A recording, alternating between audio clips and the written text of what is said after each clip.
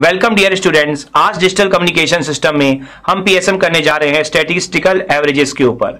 After completing this PSM you will be able to explain the mean variance and standard deviation of random variables. You will be able to show the relationship e of x square is greater than equal to e of x का whole square. You will be able to determine the mean, variance and standard deviation in the given problems.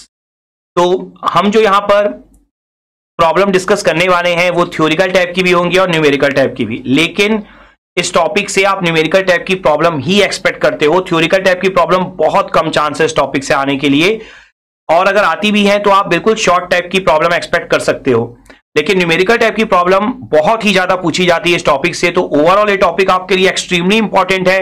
और सबसे important बात क्या है कि जो problems पूछी जाती है वो ज्यादातर फॉर्मुला बेस्ड होती हैं। कैलकुलेशन लेंदी होगा लेकिन फॉर्मुला बेस्ड ही होगी, तो ये टॉपिक में आप स्कोर भी बहुत अच्छा कर सकते हो एग्जाम में। तो ओवरऑल इस टॉपिक में जो हम प्रॉब्लम अभी डिस्कस करने वाले हैं वो या तो प्रीवियस ईयर एग्जाम्स में पूछी गई है या आगे आने वाले एग्जाम्स के लिए बहुत ज्यादा इंपॉर्टेंट है। तो चलिए यहां पर प्रॉब्लम हम स्टार्ट करते हैं। तो यहां पर सबसे पहले हम थ्योरिकल टाइप की प्रॉब्लम स्टार्ट करेंगे। सो फर्स्ट प्रॉब्लम है defined and explain the mean, variance and standard deviation of the random variables. तो यहां पर देखिए, आप क्या करिए कि आप सबसे पहले ये बता दीजिए कि स्टैटिस्टिकल प्रॉब्लम्स या स्टैटिस्टिकल एवरेजेस आपकी क्या होती है, तो उनको आप सबसे पहले डिफाइन कर दीजिए। ठीक है, ये आपका फर्स्ट पॉइंट होना चाहिए। उसके बाद आप क्या करिए, मीन को डिफाइन करिए। तो जब मीन को आप डिफाइन करेंगे तो आपको डेफिनेशन भी देनी है और फॉर्मूला भी लिखना है, जैसा मैंने आपको सिखाया हुआ है एलएम में। उसके बाद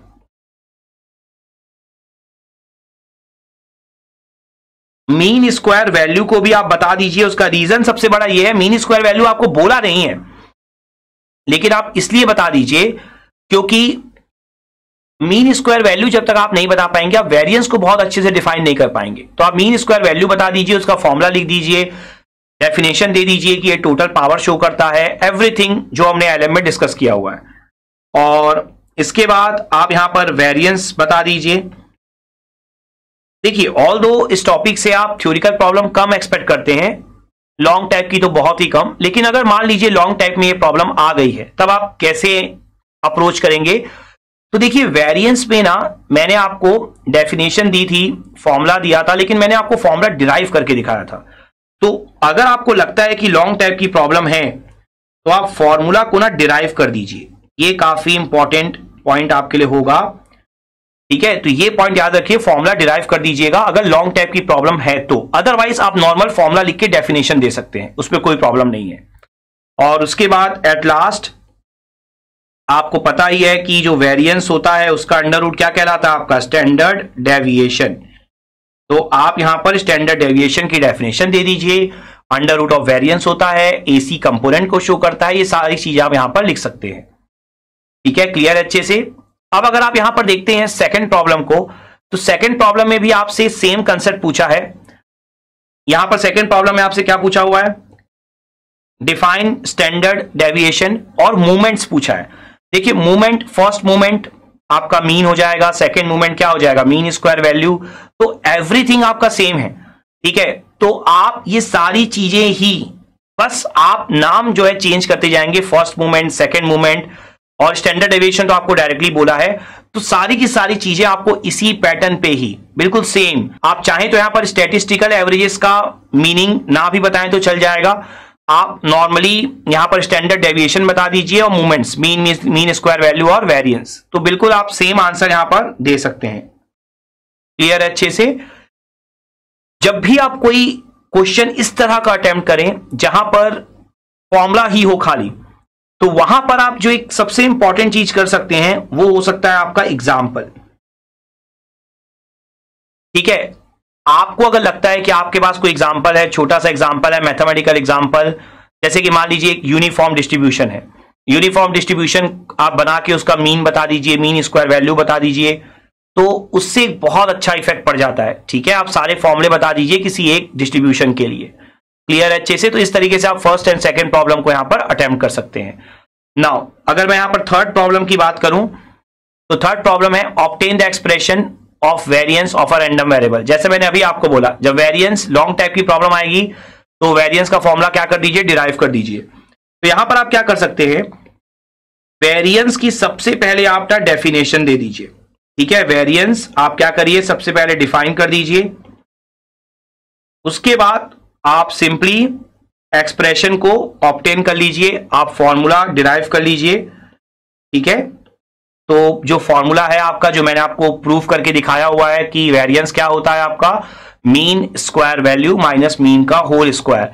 और लास्ट में ये पॉइंट भी जरूर लिखिएगा, जैसा मैंने आपको एलएम में पढ़ाया हुआ है कि AC power is equal to total power minus DC power. ठीक है, मतलब पावर के टर्म में जो मैंने रिलेशन बताया हुआ है आपको, वेरिएंस को हम एसी पावर बोलते हैं, मीन के स्क्वायर को डीसी पावर बोलते हैं, और मीन स्क्वायर वैल्यू को हम क्या बोलते हैं, टोटल पावर। ये सारी चीजें भी आप शो कर दीजिए। और अगेन अगर हो सके तो एक छोटा सा मैथमेटिकल एग्जांपल यहां पर भी आप दे दीजिए। ऑल्दो शॉर्ट टाइप की प्रॉब्लम में ही आप एक्सपेक्ट करोगे, लेकिन शॉर्ट टाइप की प्रॉब्लम में भी अगर आप एग्जांपल दे दोगे तो उससे आपको बहुत अच्छे मार्क्स मिल जाएंगे। तो इस तरह से आप थ्योरिकल टाइप की प्रॉब्लम को अटेम्प्ट कर सकते हैं। अब हम यहां पर न्यूमेरिकल टाइप की प्रॉब्लम डिस्कस करेंगे। तो फर्स्ट प्रॉब्लम है, if x is a random variable and e indicates an expectation operator, then prove the relation e of x का square is greater than equal to e of x का whole square. देखिए actual में ये आप as such कोई prove नहीं कर सकते हैं, ये आपको लॉजिकली थ्योरी देते हुए आपको बताना पड़ेगा कि ऐसा क्यों है। तो देखिए आप बड़े आराम से बता सकते हैं। आप सबसे पहले क्या करेंगे, आप e of x जो कि आपका मीन होता है, इसके बारे में बता देंगे कि e of x का स्क्वायर जो है वो क्या शो करता है, आपका मीन का स्क्वायर वो क्या शो करता है, आपका डीसी पावर, जैसा मैंने आपको एलएम में कंप्लीटली बताया हुआ है। और फिर आप बता देंगे e of x स्क्वायर के बारे में, जो कि क्या होता है, आपका मीन स्क्वायर वैल्यू। तो e of x का स्क्वायर जो है वो क्या शो करता है, आपका टोटल पावर। तो आप क्या लिख सकते हैं फिर, टोटल पावर जो होता है आपका वो क्या होता है, आपका AC power plus DC power. तो ऑब्वियस सी बात है, जो टोटल पावर है ई एक्स का स्क्वायर वो क्या होता है, variance of x plus E of X का होल स्क्वायर। तो आप देख सकते हैं यहां पर variance of x AC power add हो रहा है आपका डीसी पावर में। तो टोटल पावर, वैसे भी देखो थ्योरी आप खुद पढ़ रहे हो, आपको खुद समझ में आ रहा है कि टोटल पावर जो है वो क्या होगा, आपका ज्यादा ही होगा ना डीसी पावर से, या इक्वल कब हो सकता है आपका। पहले तो आप यहां पर ये रिप्रेजेंट कर दोगे कि ई एक्स का square is greater than E of X का होल स्क्वायर। ठीक है, लेकिन आप एक केस ले सकते हो, if AC power is equal to 0, तब उस केस पे आप क्या लिख सकते हो, ई ऑफ एक्स का square is equal to E of X का होल स्क्वायर। तो उस केस में आपका इक्वल हो जाएगा।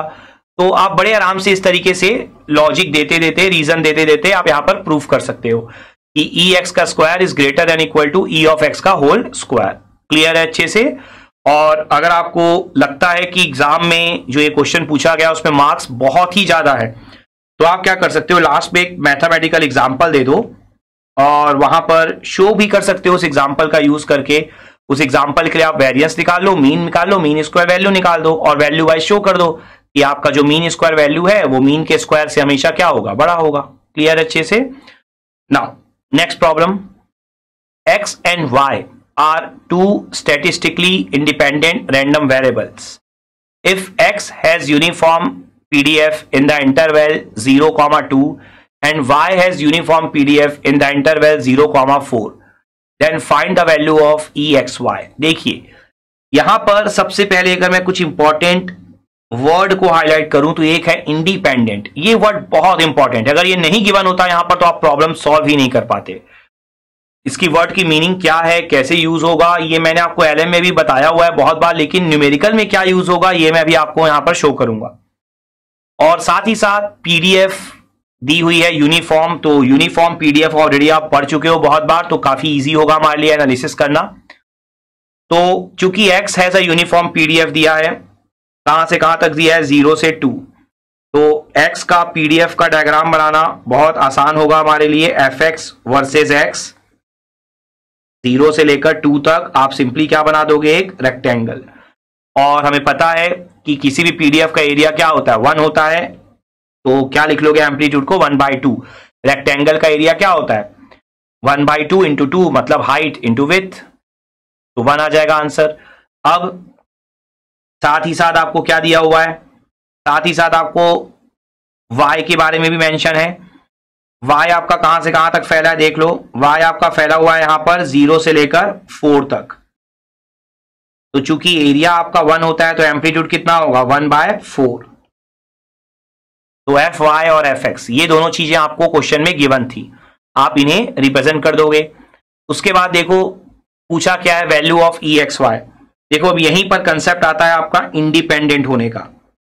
देखो जब भी आपसे प्रोबेबिलिटी पूछा हो या एक्सपेक्टेड वैल्यू पूछा हो, तो ई एक्स वाई या प्रोबेबिलिटी ऑफ एक्स वाई पूछा हो या expectation value of X Y पूछा हो, अगर एक्स और वाई इंडिपेंडेंट है तो यू कैन राइट सेपरेटली, मतलब आप इसको हमेशा ऐसे लिख सकते हो ई एक्स इंटू ई वाई। ठीक है, ये काफी इजी हो जाता है फिर आपके लिए। और ई एक्स मतलब मीन ऑफ एक्स, आपको पता ही है कि मीन ऑफ एक्स जो होता है आपका, अगर मैं सेपरेटली पहले आपको निकाल के दिखा दूं तो देखिए यूनिफॉर्म डिस्ट्रीब्यूशन के लिए आपने फॉर्मूला पढ़ा हुआ है, a प्लस बी बाई 2 होता है। a क्या होता है लोअर, b क्या होता है अपर वैल्यू, तो कितना हो जाएगा 0 प्लस 2/2, तो e ऑफ x कितना हो जाएगा 1। e ऑफ y ये भी आपने फॉर्मूला ऑलरेडी पढ़ रखा है, सेम ही है, यूनिफॉर्म डिस्ट्रीब्यूशन है, तो 0 प्लस 4/2 ये कितना हो जाएगा आपका 2। तो यहां से e ऑफ एक्स वाई ये कितना हो जाएगा आपका 1 इंटू 2, आंसर कितना हो जाएगा आपका 2। तो बहुत इजी प्रॉब्लम है, तो आप बड़े आराम से इसे अटेम्प्ट कर सकते हो। क्लियर है अच्छे से। तो यूनिफॉर्म डिस्ट्रीब्यूशन जब भी आपको क्वेश्चन में दिखाई दे, समझ जाओ कि प्रॉब्लम बहुत ही ज्यादा जल्दी आप कर सकते हो, काफी इजी होगी प्रॉब्लम। लेकिन जब भी और कोई पीडीएफ लाइक एक्सपोनेंशियल वाली अगर पीडीएफ दिखाई दे तो वहां कैलकुलेशन बहुत लंबा हो जाता है, फिर हम देखेंगे आगे आने वाली प्रॉब्लम्स में।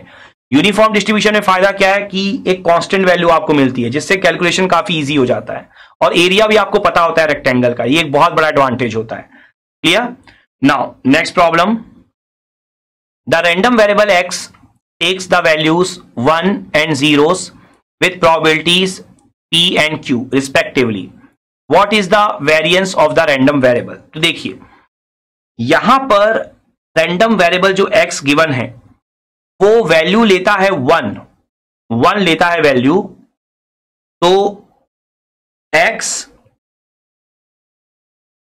क्या लिखा हुआ है, random variable takes the values. ठीक है, तो x takes the value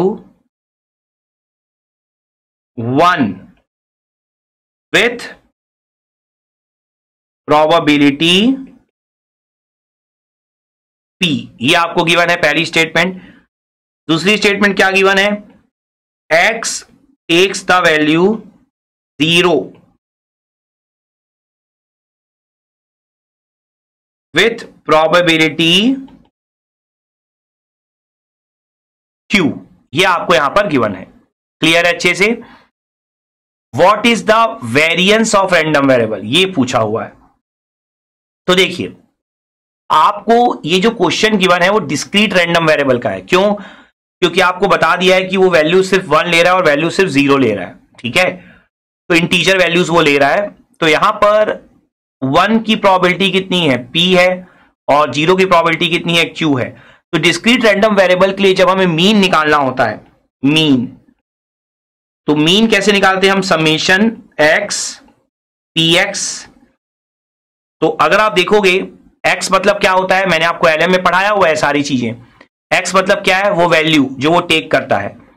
px क्या है, प्रोबेबिलिटी है, मतलब जो वैल्यू टेक कर रहा है वो किस प्रोबेबिलिटी से ले रहा है, तो वो 1 वैल्यू ले रहा है विथ प्रोबेबिलिटी p, तो x into P x, summation है इसलिए अगला प्लस करिए, 0 ले रहा है विथ प्रोबेबिलिटी q, तो 0 इंटू क्यू, तो चूंकि वो वैल्यू 1 और 0 ले रहा है, देखिए ये 1 और 0 कोई फिक्स नहीं, आप ये मत सोचिए कि आप डिजिटल कम्युनिकेशन पढ़ रहे हैं इसलिए यहां पर 0 1 है, ऐसा नहीं है, कोई भी वैल्यू ले सकता है, ये कोई भी वैल्यू ले, प्रोबेबिलिटी का टोटल एडिशन 1 होगा, मतलब यहां पर p प्लस क्यू इसके इक्वल होगा आपका 1 के इक्वल होगा, ठीक है। मतलब ये भी हो सकता था कि ये वैल्यू 2 ले रहा होता और 3 ले रहा होता, उसमें कोई प्रॉब्लम नहीं है। तो यहां से आपका जो मीन आ जाएगा वो कितना हो जाएगा p। अब यहां पर आपको सेकंड क्या निकालना होगा, मीन स्क्वायर वैल्यू, क्योंकि अगर आपको वेरिएंस चाहिए तो वेरिएंस का जो फॉर्मूला होता है वो क्या होता है, mean square value minus mean का whole square, total power minus DC power.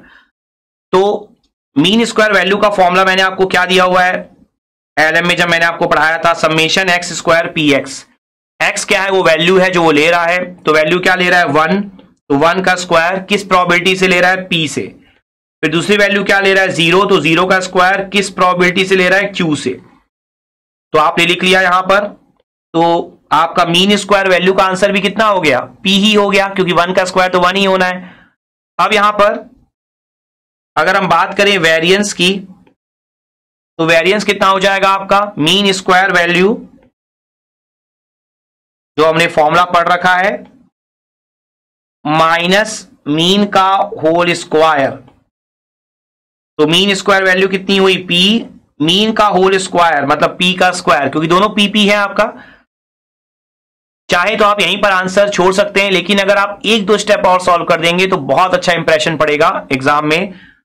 अगर आप p कॉमन ले लें तो क्या बनेगा 1 माइनस p, और मैंने आपको क्या बोला कि टोटल प्रोबेबिलिटी हमेशा क्या होनी चाहिए 1 होनी चाहिए, तो वो 1 ले रहा है विद प्रोबेबिलिटी p, 0 ले रहा है विद प्रोबेबिलिटी q, तो p प्लस q कितना होगा आपका 1, तो q क्या हो जाएगा 1 माइनस p, तो आप क्या लिख सकते हैं आंसर p इंटू q। तो अगर आप ये फाइनल आंसर लिखेंगे तो इससे बहुत अच्छा इफेक्ट पड़ेगा, क्लियर अच्छे से। तो इस तरीके से आप इस तरह की प्रॉब्लम को अटेम्प्ट कर सकते हैं डिस्क्रीट रैंडम वेरिएबल से related. A fair die is tossed 5 times. A toss is called a success if face 1 or 6 appears. Find the mean for the number of successes. तो देखिए ये जो क्वेश्चन है यहां पर आपको 5 टाइम्स बोला गया है कि आप डाई को टॉस कर रहे हो। A toss is called the success if face 1 or 6 appears. तो अगर आप देखोगे इस पे आपको सिर्फ मीन निकालना है, तो लास्ट प्रॉब्लम में आपने मीन और मीन स्क्वायर वैल्यू दोनों निकाला था, यहां पर आपको सिर्फ मीन निकालना है, तो प्रॉब्लम ऑलमोस्ट सेम है आपकी, लेकिन यहां पर जो सक्सेस है वो आपको 1 पे भी मिलती है और 6 पे भी मिलती है। तो अगर हम यहां पर प्रोबेबिलिटी ऑफ सक्सेस को p से शो करते हैं तो सक्सेस कब होगी, या तो 1 आ जाए या तो 6 आ जाए। तो जब आप डाई को थ्रो करते हैं तो 1 आने की प्रोबेबिलिटी कितनी होती है हमारी 1/6, तो 1/6 भी सक्सेस प्रोबेबिलिटी है, या मतलब अल्टरनेटिव है 6 आ जाए तब भी काम चल जाएगा, तो प्लस 1/6 अगेन, क्यों 6 आने की प्रोबेबिलिटी भी कितनी होती है 1/6। देखिए जब भी आप कोई प्रोबेबिलिटी वाले क्वेश्चन सॉल्व कर रहे हो ना, जब भी और वर्ड यूज किया हो हमेशा डिजिटल का और सोचा करो। डिजिटल का और क्या होता है प्लस, जब भी एंड वर्ड यूज किया हो हमेशा डिजिटल का एंड सोचा करो। डिजिटल का एंड क्या होता है मल्टीप्लीकेशन, तो प्रोबेबिलिटी बिल्कुल सेम कंसेप्ट है। जब भी और हो अल्टरनेटिव हो हमेशा प्लस करो, जब भी एंड हो कंपल्शन हो हमेशा क्या करो मल्टीप्लाई करो। तो यह आपकी प्रोबेबिलिटी हो जाएगी 1/3, ये आपकी सक्सेस निकल गई। देखिए आपकी इंडिविजुअल जो आप टॉस करोगे उस पर जो सक्सेस है वो आपको मिल गई है। अब आप कितनी बार टॉस कर रहे हो 5 टाइम्स।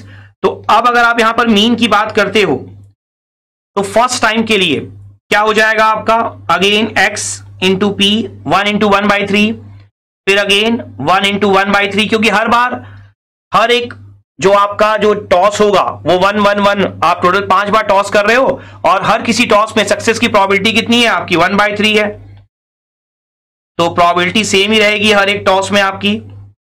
तो जो टोटल आंसर हो जाएगा वो कितना हो जाएगा 5/3। यहां पर आप चूंकि जानते थे कि सभी में प्रोबेबिलिटी ऑफ सक्सेस सेम है तो आप टोटल n इंटू पी भी कर सकते थे, मतलब 5 क्या हो जाता नंबर ऑफ टॉस्ड और 1/3 क्या हो जाता probability of success in each toss, तो 5/3 इज आंसर। तो बहुत इजी क्वेश्चन था हमारा। Now, next problem is for a continuous random variable x, the density function is given by f(x) is equal to lambda e की power minus lambda x for x greater than equal to 0 and 0 otherwise. Find the mean and mean square value of a random variable. तो देखिए यहां पर आपको PDF given है. PDF कितना given है? Lambda E की power minus lambda X for X greater than equal to 0. तो हमें पता ही है कि अगर आपको मीन निकालना हो तो मीन का फॉर्मूला कंटीन्यूअस रैंडम वेरिएबल के लिए आपको दिख रहा है, यहां पर मेंशन भी है CRV कंटीन्यूअस रैंडम वेरिएबल. तो मीन का फॉर्मूला हमारा क्या होता है?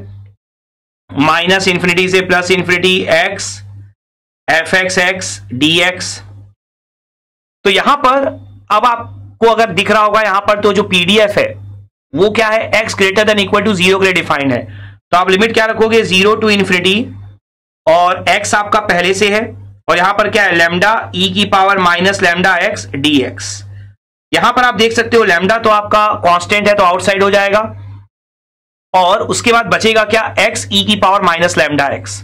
तो यहां पर बच जाएगा first function into second function. तो हम लोग इस तरह के इंटीग्रेशन बहुत बार बहुत सारे पीएसएम में और बहुत सारे एलएम में कर चुके हैं. तो मैंने आपको हर बार यही बोला है कि डिफरेंशिएशन उस फंक्शन का करिए जो एक या दो बार डिफरेंशिएशन करने के बाद कांस्टेंट हो जाए और दूसरे फंक्शन का हमेशा इंटीग्रेशन करिए. तो यहां पर x वो फंक्शन होगा जिसका एक बार डिफरेंशिएशन करने के बाद ही क्या हो जाएगा? कांस्टेंट हो जाएगा. तो हम x का क्या करेंगे? डिफरेंशिएशन और e की पावर माइनस लैम्डा एक्स का क्या करेंगे? इंटीग्रेशन.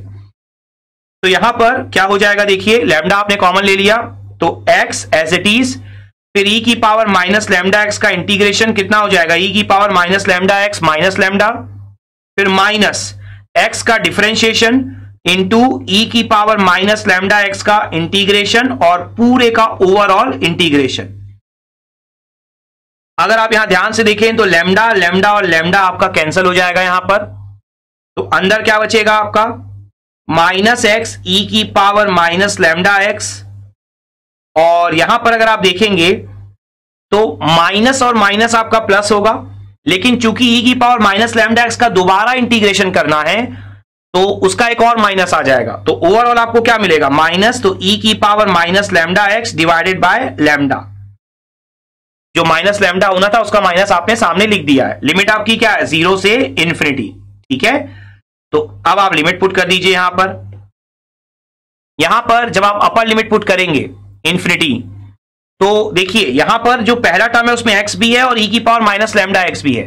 बहुत बार बहुत लोग कंफ्यूज होते हैं कि जब इंफिनिटी पुट करेंगे तो x की वैल्यू इंफिनिटी पुट करने में तो आंसर इंफिनिटी आ जाएगा, जबकि e की पावर माइनस इंफिनिटी करने पर आंसर 0 आ जाएगा. तो फिर हम कौन सा आंसर लें? इंफिनिटी लें कि 0 लें? इंफिनिटी इंटू 0 तो कुछ होता भी नहीं है. तो एक्चुअल में इस कंसेप्ट में आप हमेशा ध्यान रखिए मैथमेटिकल कैलकुलेशन के टाइम पे कि जो x है ना वो लीनियर है और e की पावर माइनस लैम्डा एक्स क्या है? एक्सपोनेंशियल है. जो एक्सपोनेंशियल होता है ना वो कहीं ज्यादा जल्दी इंक्रीज या डिक्रीज होता है एज कंपेयर टू लीनियर. अगर आप इसको वेरीफाई करना चाहें तो एक अपना कैलकुलेटर लीजिए अभी और कैलकुलेटर में क्या करिए? x की वैल्यू 5 पुट करिए एक बार x में, तो आंसर क्या आएगा? 5. लेकिन वही आप पुट करिए e की पावर माइनस 5 तो आप देखेंगे e की पावर माइनस 5 ऑलमोस्ट 0 आ जाएगा आपका. तो 5 तो सिर्फ 5 रहा लेकिन e की पावर माइनस 5 ऑलमोस्ट 0 हो गया. तो एक्चुअल में e की power minus lambda x, x की वैल्यू इंफिनिटी पुट करने पर कहीं ज्यादा जल्दी 0 हो जाएगा एज कंपेयर टू x के इंफिनिटी होने से पहले. तो इसलिए जब भी एक्सपोनेंशियल रहे तो हमेशा एक्सपोनेंशियल के हिसाब से आपको डिसीजन लेना होता है लिमिट का, ना कि साथ वाले लीनियर के हिसाब से. ये पॉइंट हमेशा ध्यान में रखिएगा. तो e की पावर माइनस इंफिनिटी क्या रखेंगे आप? जब इंफिनिटी पुट करेंगे तो 0 हो जाएगा और साथ ही साथ जब आप लोअर लिमिट पुट करेंगे फर्स्ट टर्म में तो e की पावर 0 तो 1 होता है और x को 0 पुट करने पर आंसर क्या हो जाएगा? 0. तो ये पूरा आपका फर्स्ट टर्म कंप्लीटली यहां पर 0 ही आ जाएगा. सेकेंड टर्म की बात करते हैं. सेकेंड टर्म को अगर आप देखेंगे जब आप अपर लिमिट पुट करेंगे तो अगेन e की पावर माइनस इंफिनिटी क्या हो जाएगा? 0. तो वो भी 0 ही हो गया. लेकिन जब आप e की पावर 0 रखेंगे दैट मींस जब आप x की वैल्यू 0 पुट करेंगे तो ये आंसर कितना हो जाएगा? 1. और देखिए सामने एक माइनस साइन है, लोअर लिमिट का भी एक माइनस आएगा तो माइनस माइनस क्या हो जाएगा? प्लस. तो आंसर क्या हो जाएगा? 1 बाय लैम्डा. तो जो आपका ओवरऑल आंसर आएगा ई एक्स का वो कितना हो जाएगा आपका 1/λ हो जाएगा। ठीक है, तो यहां से आप मीन निकाल सकते हैं। अब मीन निकाल लेने के बाद अब हमारा नेक्स्ट होगा मीन स्क्वायर वैल्यू। तो मीन स्क्वायर वैल्यू निकालने के लिए हमारा फॉर्मूला क्या है, -∞ से +∞ x square F x x D x. फिर से आप यहां पर वैल्यू पुट कर दीजिए। लिमिट आपकी कितनी गिवन है क्वेश्चन में, 0 to ∞, एक्स स्क्वायर तो एक्स स्क्वायर रहेगा, और एफ एक्स एक्स कितना गिवन है, लैम्डा e⁻⁻λx dx। तो लैम्डा आपका कॉमन हो जाएगा। फिर से अगर आप देखेंगे तो यहां पर फर्स्ट फंक्शन और सेकंड फंक्शन है, तो अगेन आपको पता ही है कि जो फंक्शन एक या दो बार डिफरेंशिएट करने के बाद कांस्टेंट हो जाए उसे आप डिफरेंशिएट करेंगे और दूसरे फंक्शन को इंटीग्रेट करेंगे। तो एक्स स्क्वायर को ही डिफरेंशिएट करना होगा, क्योंकि ई की पावर को तो जितनी बार भी डिफरेंशिएट कर लें ई की पावर ही आएगा। तो हमारा प्रोसेस क्या होता है, X square as it is, then e⁻⁻λx का इंटीग्रेशन माइनस एक्स स्क्वायर का डिफरेंशिएशन और e⁻⁻λx का इंटीग्रेशन। तो ये हमारा फर्स्ट स्टेप होगा यहां पर। और उसके बाद अगर आप यहां पर ध्यान से देखेंगे तो लैम्डा लैम्डा लैम्डा यहां पर भी आपका कैंसिल हो जाएगा, आप देख सकते हैं। तो यहां पर क्या बचेगा आपको देखिए, एक्स स्क्वायर e⁻⁻λx, सामने आ जाएगा माइनस साइन जो नीचे था। फिर यहां पर अगर आप देखेंगे तो माइनस माइनस प्लस हो जाएगा, ठीक है, और 2 आपका आउटसाइड है। 2 जब आपने आउटसाइड कर लिया तो आपका बचा क्या, देखो अंदर x e⁻⁻λx dx। अब यहां पर अगर आप इसे देखोगे ना, लिमिट तो आपकी सेम ही रहेगी 0 to ∞। इस टर्म को आप देखो, सेकंड वाले टर्म को, इस टर्म का एक्चुअली कैलकुलेशन आप कर चुके हो ऊपर, तो आपको दोबारा करने की जरूरत नहीं है। ऊपर वाले कैलकुलेशन को ही एक्सप्रेशन 1 आप एग्जाम में भी दे सकते हो। तो देखो x e⁻⁻λx का कैलकुलेशन क्या निकाला आपने, देखो यहां पर जो आपका x e⁻⁻λx है उसका कैलकुलेशन आपने यहां पर निकाला हुआ है, देखो लास्ट में 1/λ, लेकिन वो 1/λ तब आया था जब साथ में वहां पर लैम्डा भी था। क्लियर है अच्छे से? तो यहां पर आपका लैम्डा इंटू इंटीग्रेशन के अंदर x e⁻⁻λx का कैलकुलेशन आपके पास है, ऑलरेडी है। ठीक है, तो आप क्या कर सकते हो, इसको इक्वेशन नंबर 1 दे दो और ये जो रिजल्ट आया था उसको एक्सप्रेशन नंबर 2 दे दो। ठीक है, और अब आप क्या करोगे, आपको पता है कि जो आपका आंसर है वो है लैम्डा इंटू दिस इंटीग्रेशन। तो आप क्या करोगे, लैम्डा से अगर ऊपर मल्टीप्लाई करोगे तो लैम्डा से नीचे आपको क्या करना पड़ेगा, डिवाइड करना पड़ेगा। ठीक है, तो अब यहां से आपको पता है इक्वेशन नंबर 1 और 2 से, तो फ्रॉम 1 and 2 आपको पता है कि x e⁻⁻λx dx, इसकी वैल्यू कितनी है आपकी, इसकी वैल्यू है आपकी 1/λ। तो इसे आप यहां पर पुट कर दो तो कितना हो जाएगा आपका, -x स्क्वायर e⁻⁻λx। ठीक है, और साथ में आपका लैम्डा भी है ना यहां पर, तो लैम्डा x e⁻⁻λx dx का आंसर आपने निकाला है 1/λ। तो इसे अगर आप पुट करते हो यहां पर तो किसकी जगह पुट करोगे, इसकी जगह पुट करोगे आप। ठीक है, तो बचेगा क्या यहां पर आपका, स्टार्ट, तो बचेगा क्या यहां पर आपका 2/λ इंटू कितना बच जाएगा, आप देखिए ये बच जाएगा 1/λ। लिमिट क्या है आपकी 0 to ∞, तो जहां जहां x रह गया वहां पे 0 to ∞ आप पुट कर दो। तो देखो कितना बचेगा, जब आप इन्फिनिटी पुट करोगे तो e की पावर वाले टर्म को ही प्रेफरेंस देना है, मैंने आपको बता रखा है। तो e की पावर -∞ कितना हो जाएगा आपका 0, और जब आप 0 पुट करोगे तो e की पावर 0 तो 1 होता है, तो x की वैल्यू 0 पुट करने पर क्या हो जाएगा 0। तो आंसर क्या बचेगा, बस 2/λ का स्क्वायर। तो यहां पर आपका आंसर आ जाएगा 2/λ का स्क्वायर। तो इस तरीके से आप बड़े आराम से मीन और मीन स्क्वायर वैल्यू जो है वो कैलकुलेट कर सकते हो। ठीक है, तो मेनली यहां पर वही है कि जो बाई पार्ट्स आप इंटीग्रेशन करते हो वो आपको आना चाहिए। आपने बहुत सारे पीएसएम में अब देख लिया कि बाई पार्ट्स इंटीग्रेशन यूज होता है। तो जैसा मैं हमेशा बोलता हूं, सिग्नल एंड सिस्टम का कंसेप्ट तो अच्छा होना ही चाहिए, लेकिन साथ में आप कोई भी सब्जेक्ट पढ़ो, मैथ्स का कंसेप्ट भी आपका होना चाहिए, बेसिक इंटीग्रेशन, बेसिक डिफरेंशिएशन। तो आपसे कोई प्रॉब्लम कभी ऐसा नहीं होगा कि ना बने, स्पेशली जो इस तरह की प्रॉब्लम हो जहां पर आपको इंटीग्रेशन या डिफरेंशिएशन ही करना होगा। क्लियर? तो आई होप जो हमने आज प्रॉब्लम डिस्कस करी है उसके बाद आपने ये फॉलोइंग लर्निंग आउटकम्स अचीव कर लिए होंगे। Now you are able to explain the mean, variance and standard deviation of random variables. तो जो हमने मीन, वेरिएंस, स्टैंडर्ड डेविएशन की जो डेफिनेशन पढ़ी है एलएम में, और आज हमने डिस्कस किया कि किस तरीके से इससे रिलेटेड आप थ्योरी प्रॉब्लम एक्सप्लेन कर पाओगे एग्जाम में, और हमने इससे रिलेटेड कुछ न्यूमेरिकल्स भी देखे। तो आई होप आपको ये कंसेप्ट बहुत अच्छे से क्लियर हो गया होगा। Now you are able to show the relation E of X का square is greater than equal to E of X का होल स्क्वायर।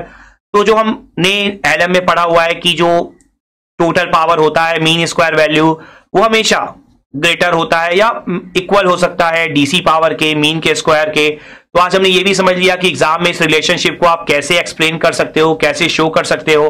तो आई होप आपको ये कंसेप्ट भी यहां पर बहुत अच्छे से क्लियर हो गया होगा। Now you are able to determine the mean, variance and standard deviation in the given problems. तो हमने कुछ न्यूमेरिकल प्रॉब्लम डिस्कस करी जहां पर हमने मीन कैलकुलेट किया, वेरिएंस कैलकुलेट किया एंड स्टैंडर्ड डेविएशन कैलकुलेट किया। तो आई होप आपको ये कैलकुलेशन भी बहुत अच्छे से यहां पर समझ में आ गया होगा। एंड हमने जो एलएम में इस टॉपिक से रिलेटेड कंप्लीट थ्योरी पढ़ी, और आज जो हमने प्रॉब्लम डिस्कस करी थ्योरिकल टाइप की या न्यूमेरिकल टाइप की, तो आई होप ये सारी चीजें कर लेने के बाद अब एग्जाम में इससे रिलेटेड कोई भी प्रॉब्लम आएगी आप बड़े आराम से अटेम्प्ट कर पाओगे और अच्छे से अच्छा मार्क्स स्कोर कर पाओगे।